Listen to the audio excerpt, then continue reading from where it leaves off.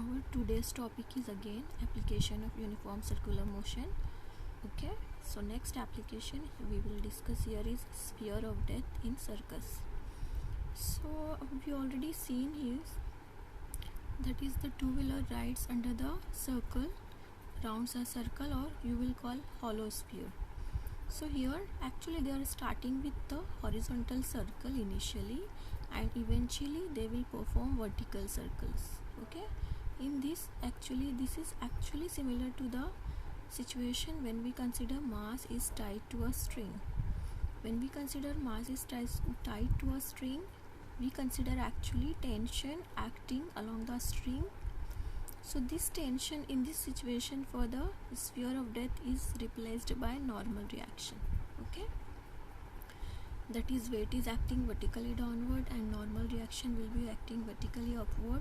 So that normal reaction is actually here is replacement of tension when we consider bob is tied to a string. Similarly, if you consider for the small circles, angular speed will be maximum or more, and for the large circles linear speed will be maximum. Okay, now next here when we consider next application, that is actually vehicle on the convex overbridge.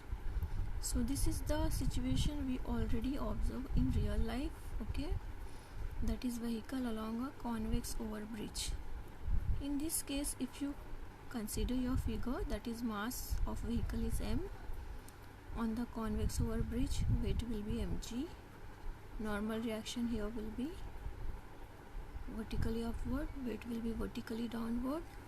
So the resultant of these two forces, that is two opposite forces mg and n, will be the force which will provide centripetal force. Okay, so that vehicle will be traveling along the convex overbridge. So this necessary centripetal force will be nothing but resultant or net force of weight and normal reaction. So here actually this centripetal force is in downward direction, and here resultant force you will consider mg minus n. So mg minus n will be mv square upon r. Here weight is actually greater than normal reaction. Okay, when we consider mg minus n equal to mv square upon r, okay, in this situation, as we consider velocity, that is linear velocity increases, n normal reaction will decrease. So that here you can consider there will be a cause, that is there will be a tangential pushed off for the vehicle, because when we consider here linear speed increases, normal reaction will decrease.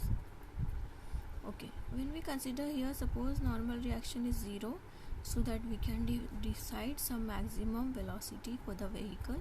So when we consider normal reaction is 0, that is vehicle is having maximum velocity, so n normal reaction will be keep on decreasing and then it will become finally 0. So here when you are putting n equal to 0, your equation will be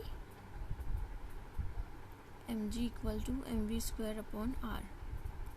So m you can cancel, g equal to v square upon r. So v will be equal to square root gr. So this is the upper limit, or you can say maximum upper velocity with which a vehicle can travel along the convex overbridge. Similarly, another example for the convex overbridge, similar one will be roller coaster. Okay, so actually why we are doing all these things, we want to decide certain maximum limit of the velocity, so that you can put a banner or board on that bridge, so that vehicle can be safely driven along the bridge. Okay, so that is the purpose here. We are determining some certain maximum limit for the vehicle, so that vehicle can safely pass through the bridge.